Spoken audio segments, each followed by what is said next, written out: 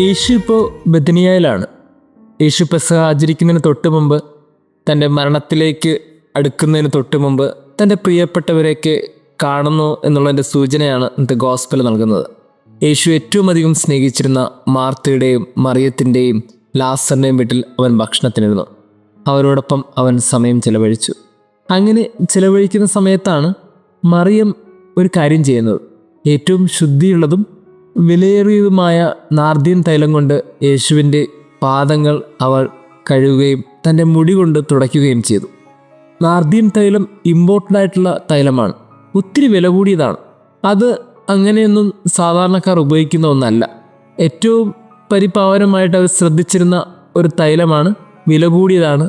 അതുകൊണ്ട് അത്രയും ശ്രദ്ധയോടെ കൈകാര്യം ചെയ്യുന്ന, അത്ര അത്യാവശ്യങ്ങൾക്ക് മാത്രം ഉപയോഗിക്കുന്ന ഒന്നാണ്. അതിനെയാണ് യേശുവിൻ്റെ പാദങ്ങളിൽ ഒഴിച്ച് അത് തലമുടി കൊണ്ട് മറിയം തുടച്ചത്. ഇത് കണ്ടപ്പോൾ ശിഷ്യന്മാരൊക്കെ കൂടെയുണ്ട്. പക്ഷേ യൂദാസ് കറിയോത്തിക്ക് സഹിച്ചില്ല. യൂദാസ് പറഞ്ഞു, ഇതിനെ ഇത് വെറുതെ പാഴാക്കി കളയുന്നത്, ഇത് വിറ്റ് പാവങ്ങൾ കൊടുത്തൂടെ?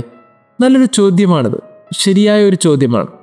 പലപ്പോഴും നമ്മളും ഇങ്ങനത്തെ വാക്കുകളൊക്കെ കേൾക്കാറുണ്ട്. കേൾക്കുന്നത് നമ്മളുടെയൊക്കെ പലപ്പോഴും പള്ളികളിലാണ്.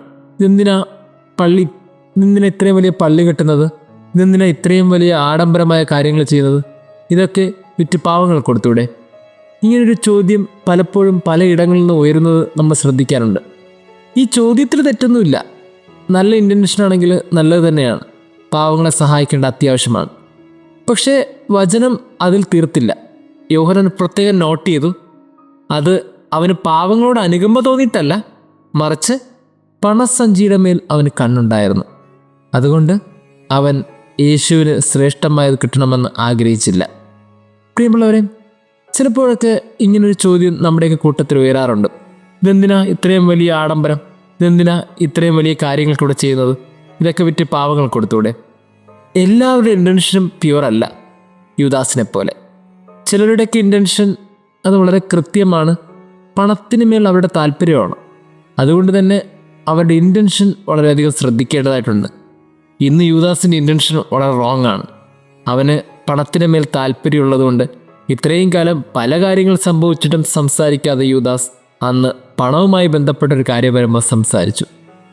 സെമിനാരി ഫോർമേഷനിൽ വളരെ സീരിയസ് ആയിട്ടുള്ള എന്തെങ്കിലും പ്രോബ്ലം കണ്ടാൽ ചിലപ്പോഴൊക്കെ സെമിനാരിൽ പറഞ്ഞു വിടുന്ന ഒരു രീതിയുണ്ട്.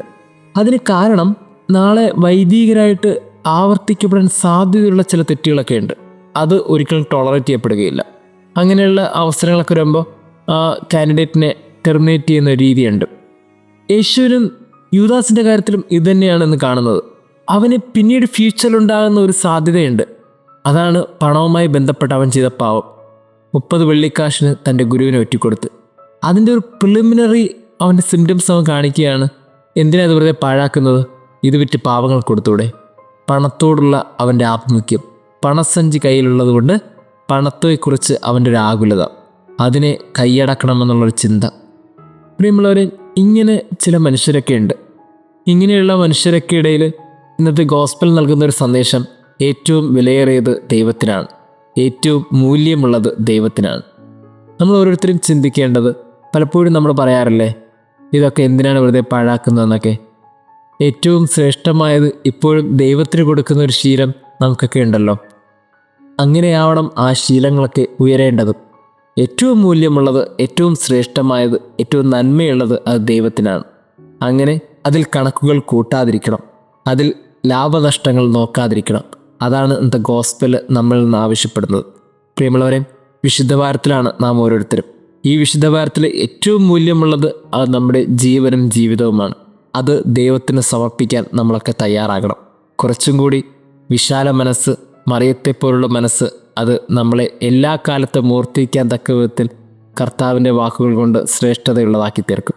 അതല്ലേ കർത്താവ് മറിയത്തെ ഓർത്ത് പറഞ്ഞത്, ഇവളീ ചെയ്ത പ്രവൃത്തി എല്ലാ കാലത്തും ഓർക്കപ്പെടും. ഒരുപക്ഷെ ഒരു ഓർമ്മപ്പെടുത്തൽ എന്നോളം മറ്റുള്ളവരിൽ നിന്ന് വ്യത്യസ്തമായി നമുക്ക് ചെയ്യാവുന്നത് ഏറ്റവും വിലയേറിയതും ഏറ്റവും മൂല്യമുള്ളതായത് ദൈവത്തിന് കൊടുക്കുക. അതിനേക്കാളും ഓർത്തിരിക്കാൻ ഈ ഭൂമിയിൽ മറ്റൊന്നുമില്ല. യൂദാസിനെ പോലെ ലാഭനഷ്ടങ്ങൾ നോക്കുന്നവരുടെ ഇടമല്ല ക്രിസ്തുവിൻ്റെ ഹൃദയം, മറിച്ച് ഏറ്റവും മൂല്യമുള്ളത് ദൈവത്തിന് നൽകുന്നതാണ്. ദൈവം നമ്മെ അനുഗ്രഹിക്കട്ടെ.